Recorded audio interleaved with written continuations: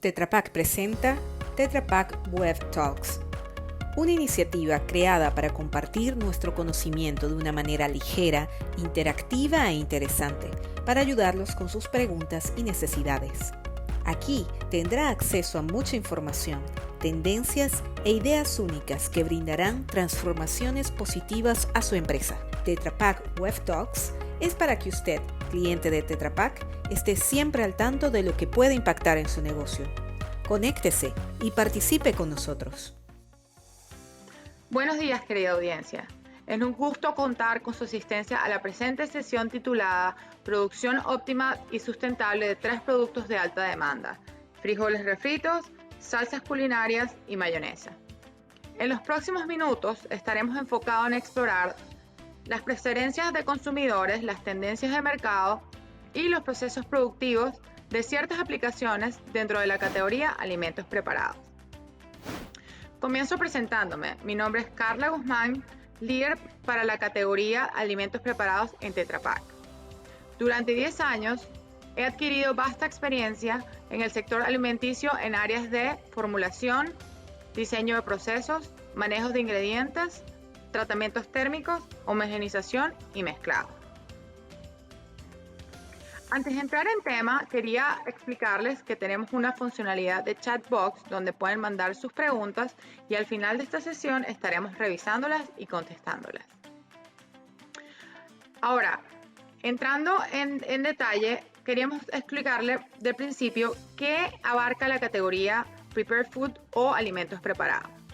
Básicamente esta categoría está compuesta por alimentos como postres, bebidas nutricionales, condimentos y salsas, quesos procesados y untables de vegetales, mermeladas y conservas, productos a base de tomate, sopas y salsas culinarias.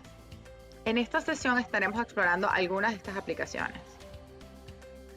De principio, queremos explicarle 3 megatendencias que hemos identificado a nivel de consumidor. La primera, el etiquetado limpio o clean label. La segunda, proteínas vegetales. Y la tercera, sostenibilidad. La primera tendencia, los productos de etiquetado limpio o vegetales, se refieren a estos productos que ahora están siendo producidos con ingredientes que podemos identificar fácilmente y que son bastante simples en su composición. Y podemos ver un ejemplo en eso en los aderezos como la mayonesa. Si vemos, las mayonesas en algún momento estuvieron percibidas como poco saludables y altas en grasa, y ahorita han sido bastante adoptadas por ese tipo de gente que tiene regímenes como keto, Atkins o altos en grasa, bajos en calorías. Usualmente la mayonesa era un producto alto en estabilizantes, en conservantes, en almidones y aditivos químicos. Todo esto ha cambiado un poco. Déjenos mostrarlo, que es lo último que sabemos de este producto. Primero es que para los productores ha representado un reto adaptar sus procesos productivos y sus recetas para producir un producto que realmente sea de etiquetado limpio, pero digamos que este hecho ha sido compensado por las mejoras en los márgenes y la producción más eficiente por el manejo de ingredientes. Digamos que los productores están siendo capaces de obtener mayor producción con la misma cantidad de ingredientes y que han reducido sus costos operativos, ya que los procesos han sido adaptados de una manera un poco más sustentable. Como lo vemos en la imagen, sabemos que la mayonesa es una emulsión, básicamente de agua con aceite, en una proporción más o menos de un 65 al 80% de aceite vegetal. Luego tenemos un 5 o un 8% de postura de gallina o huevo, y el resto es básicamente vinagre, mostaza, sal y azúcar. Entonces, ¿con qué parámetros podemos jugar para obtener una mayonesa que sea buena en textura y en consistencia, y a la vez nos ofrezca ese beneficio de etiquetado limpio? Lo primero es saber cuál es el tiempo de mezcla o la intensidad de mezcla adecuada. Recordemos que si estamos añadiendo menos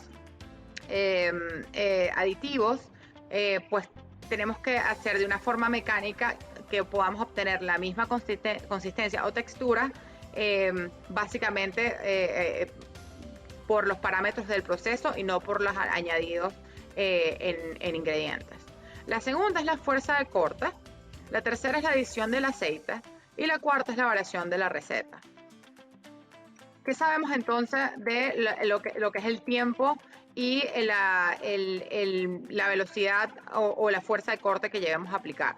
Lo primero es que cuando más intenso y más largo es el tiempo de emulsión, menor es el tamaño de la partícula. Es decir, que mientras más mezclamos, más reducido va a ser esta partícula, y si realmente el tiempo es muy alargado, probablemente no vayamos a obtener la contextura o la calidad deseada.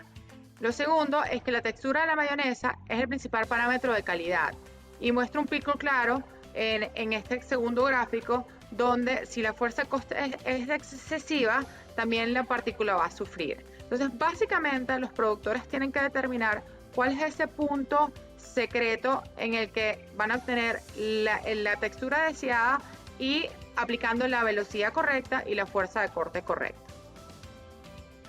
Ahora, ya que ya sabemos lo importante que son estos dos parámetros, vamos a chequear los otros dos, que son básicamente la decisión de aceite y el tiempo de la corrida.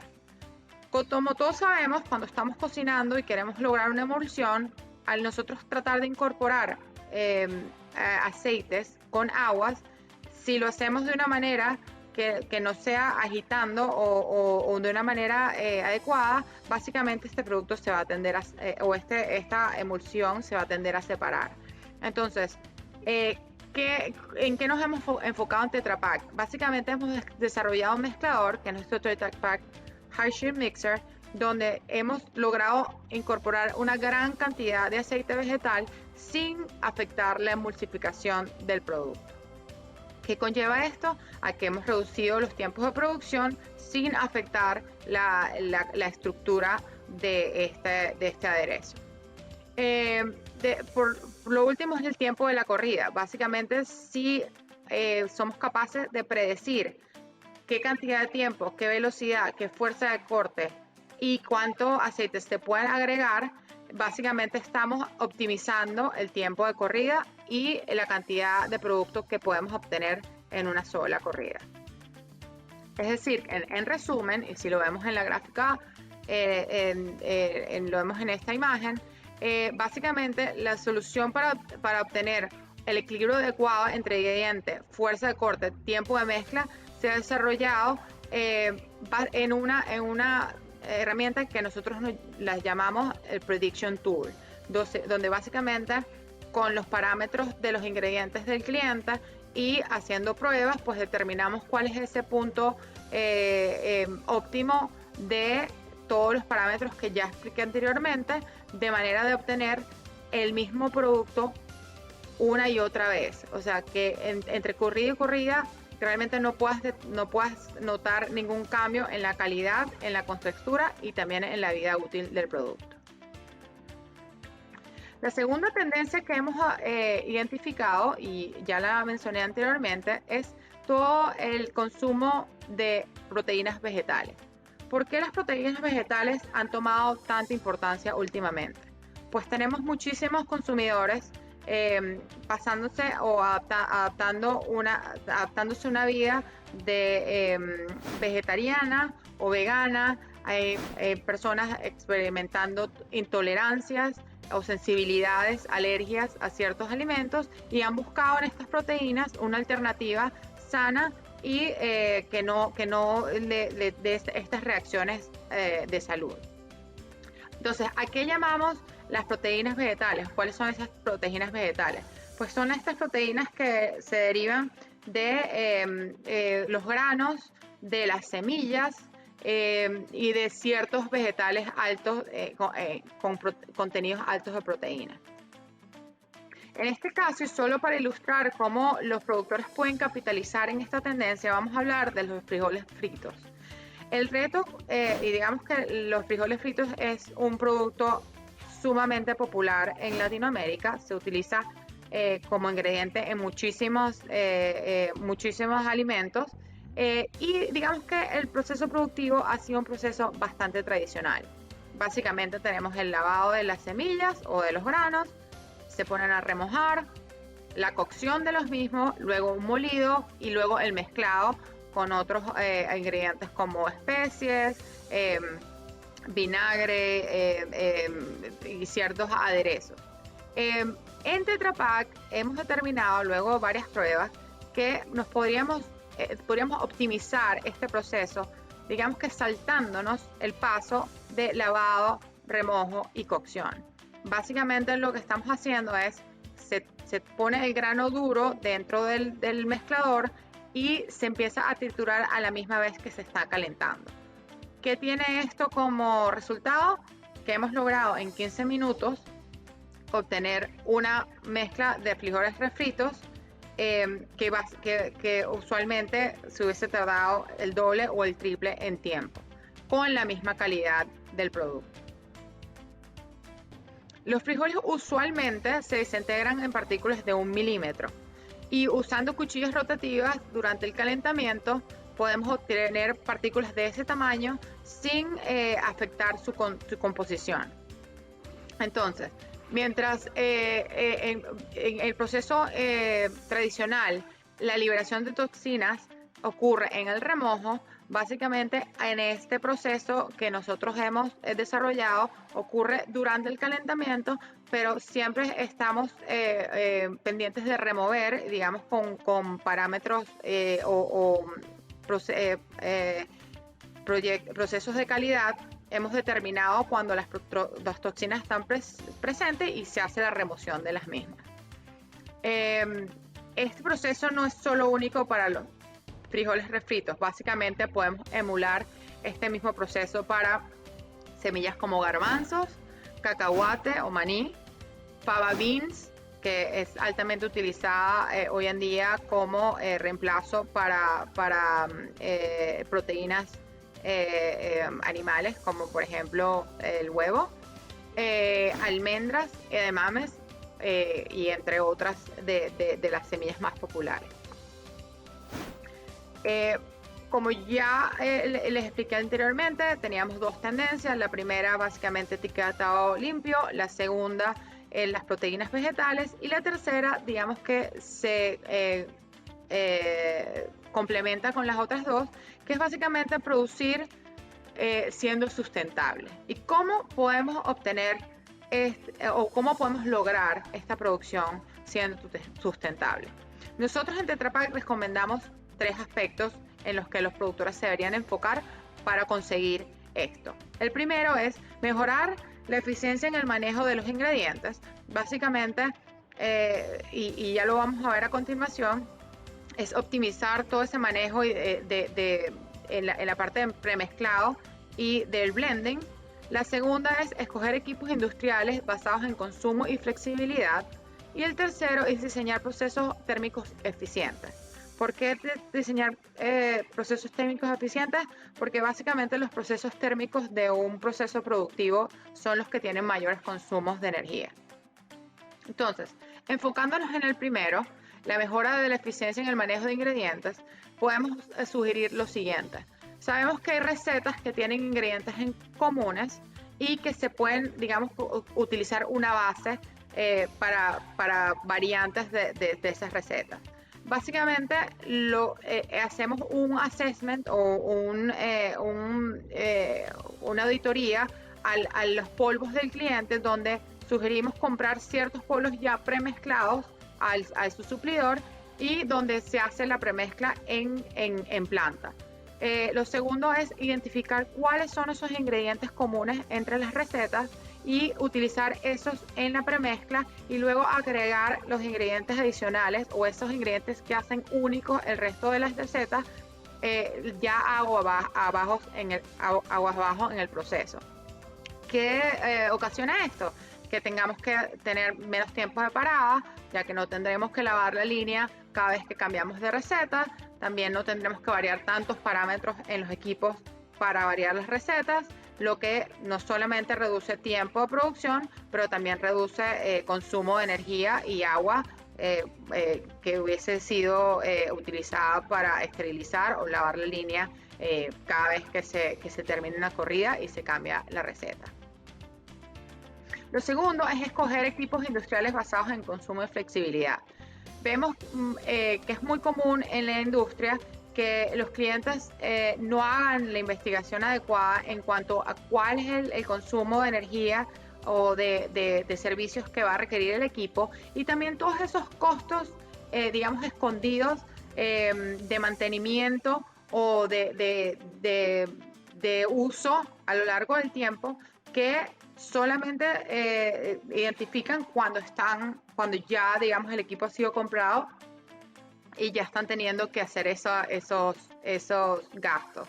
Entonces, básicamente, la escogencia del equipo tiene que ser un balance entre el nivel de inversión y el consumo o la eficiencia de ese equipo, para así asegurarnos de poder ofrecer a nuestros clientes un producto que fue procesado o elaborado sustentablemente.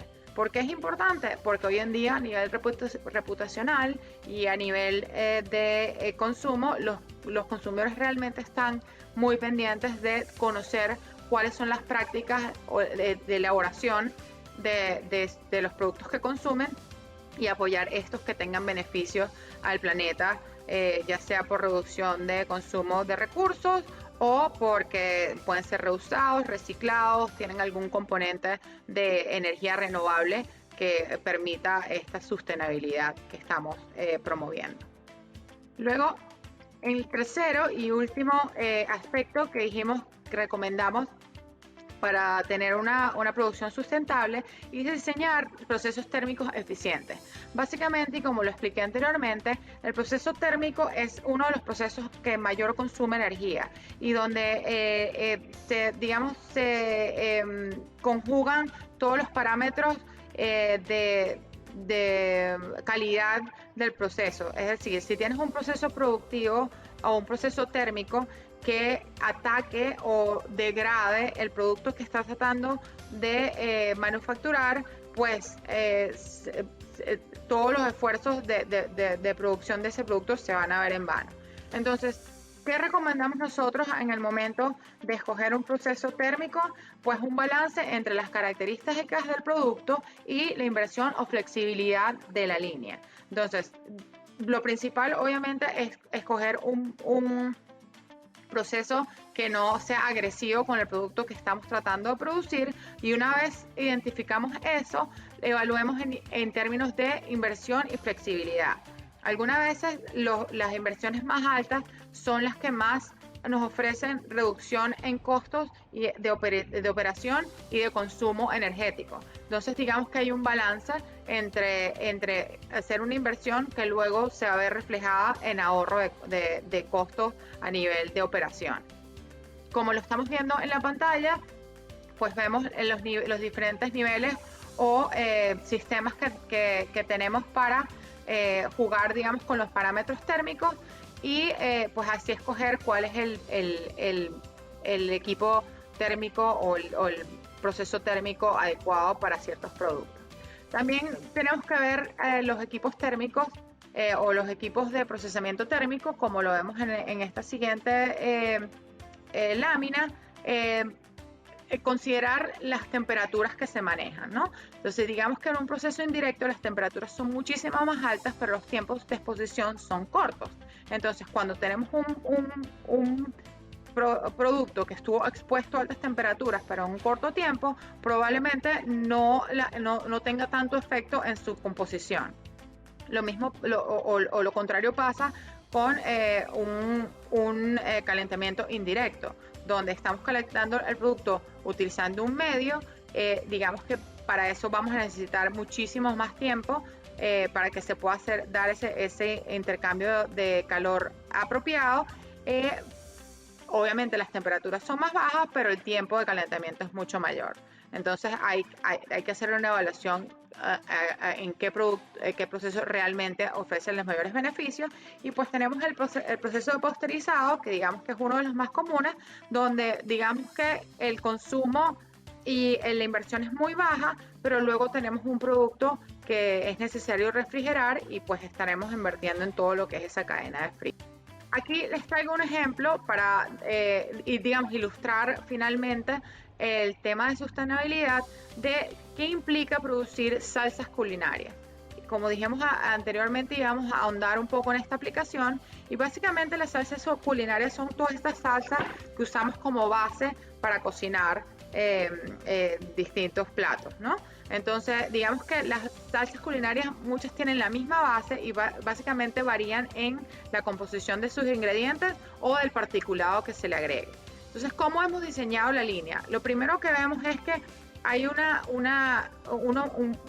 dos pasos, los primeros pasos donde la emulsificación y la disolución de polvo son comunes para las distintas recetas, donde se están básicamente echando o agregando polvos premezclados comunes para el resto de las recetas, y donde realmente se está haciendo la diferenciación es en el paso de dosificación de ingredientes, donde estamos dosificando ingredientes que no son comunes y donde estamos introduciendo el particulado para, como les mencioné antes, no dañar la contextura de estas partículas durante el mezclado. O sea, sabemos que va a haber una fuerza de corte que probablemente vaya a desintegrar la partícula. Para evitarnos esto, pues lo estamos haciendo, estamos introduciendo estas partículas aguas abajo en un paso adicional.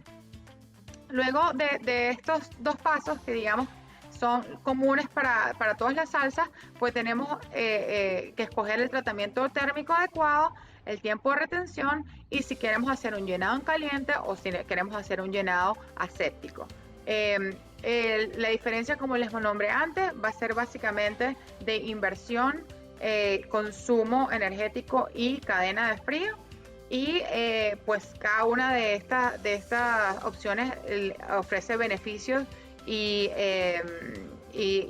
también, digamos, pone retos en lo que es el consumo de energía y de servicios que pues los productores tienen que evaluar con respecto al producto final que quieren obtener. Ok, entonces pasemos a revisar las preguntas que nos han enviado por el chat box. Aquí tenemos la primera pregunta. ¿Qué otras cremas untables se pueden preparar con proteína vegetal? Bueno, como lo vemos en el mercado actual, creo que la variedad ha crecido muchísimo. Vemos muchísimas salsas o inclusive quesos a base de merey, de almendras, de todo este tipo de semillas que son consideradas grasas buenas. Tenemos otras como la mantequilla de maní, la mantequilla de almendra, pasta de garbanzos o lo que se conoce como hummus, los mismos frijoles, los frijoles refritos, el tahini, todo este tipo de pastas untables que se utilizan como ingredientes o partes de la elaboración de productos de alto consumo. Realmente la variedad es mucha, la flexibilidad es muy grande. He llegado a ver hasta cremas para untar de zanahoria, de remolachas. O sea, realmente los vegetales creo que son bien versátiles en ese aspecto y las proteínas vegetales son una de las más nobles. La siguiente pregunta, aparte de mayonesa, ¿qué otras emulsiones se consideran de etiquetado limpio?